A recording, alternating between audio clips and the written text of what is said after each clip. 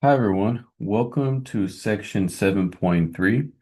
And in this section, we're going to be looking at some more operational properties of the Laplace transform. So in this section and this video series for 7.3, we're going to be looking at a couple learning objectives here. So we're going to be looking at the first translation theorem over the s-axis, to Laplace, inverse Laplace, and solve initial value problems. We're going to define a unit step function as well as following piecewise defined functions. And then we're going to apply the second translation theorem and an alternative second translation theorem over a t-axis to once again Laplace, inverse Laplace, and solve initial value problems. Okay, so let's introduce what these operational properties would be. Um, And the first one being the translation on the s-axis. So here's a little intro.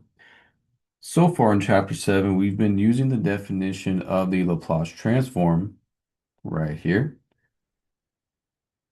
to find the Laplace of certain functions.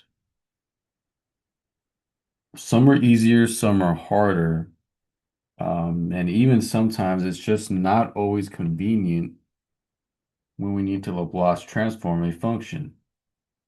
For example, if we want to Laplace a three-tiered function like e to the t, t squared, sine of t, integration by parts, I guess, would work, but this would be far too long and it would make you go crazy. So in this section, we're going to learn of a couple time-saving operational properties of the Laplace transform that give us some more transforms to that list that we have, seeing it in real time. Instead of having to resort to the regular old Laplace definition right here. Okay, so we're going to learn a couple neat tricks that make Laplacing a lot easier for us instead of having to deal with a monster like this. And the first way we're going to learn about these new operational properties is the translation on the s-axis. And the translation on the s-axis involves the first translation theorem. So let's go ahead and read up on that. So translation on the s-axis.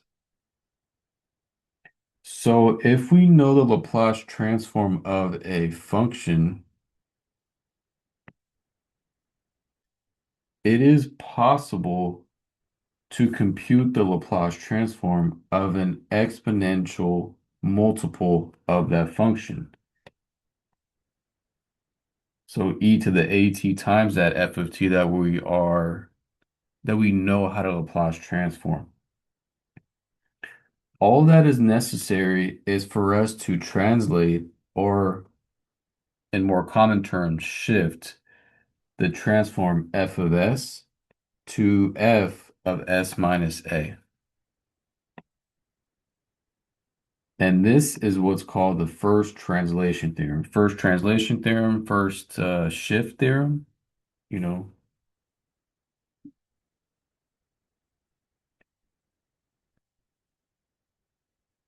if you like to think about it like that. It's not the technical term, but maybe that will resonate you a little bit more.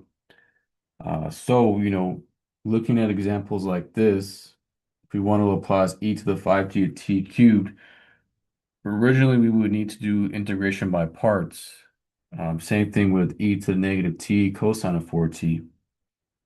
We would need to do integration by parts with these, and it would be quite a handful to deal with. Uh, but with this first translation theorem, it could be very straightforward since we know how to do t cubed and cosine of 4t individually.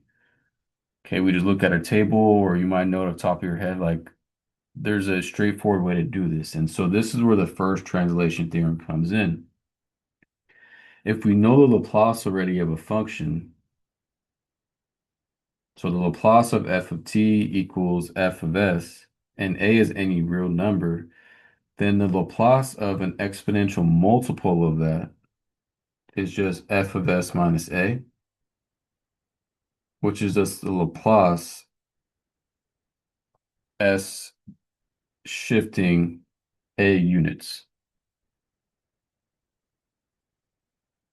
So it's a bit weird to see it with the notation without an actual example. We'll get there eventually, but this is what the first translation theorem is.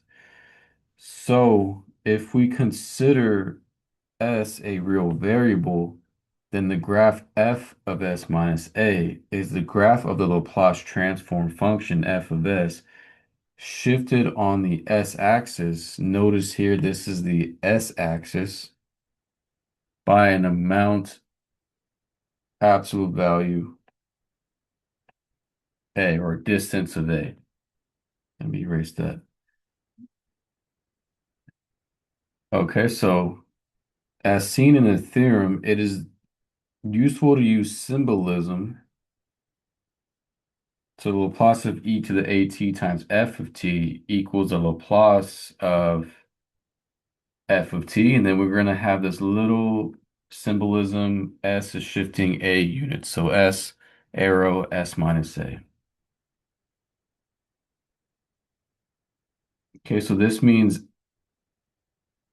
that when we finally get the Laplace transform, we replace s with s minus a, whatever a is. So, if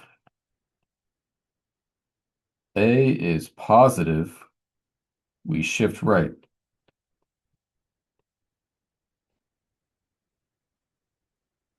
If a is negative, we shift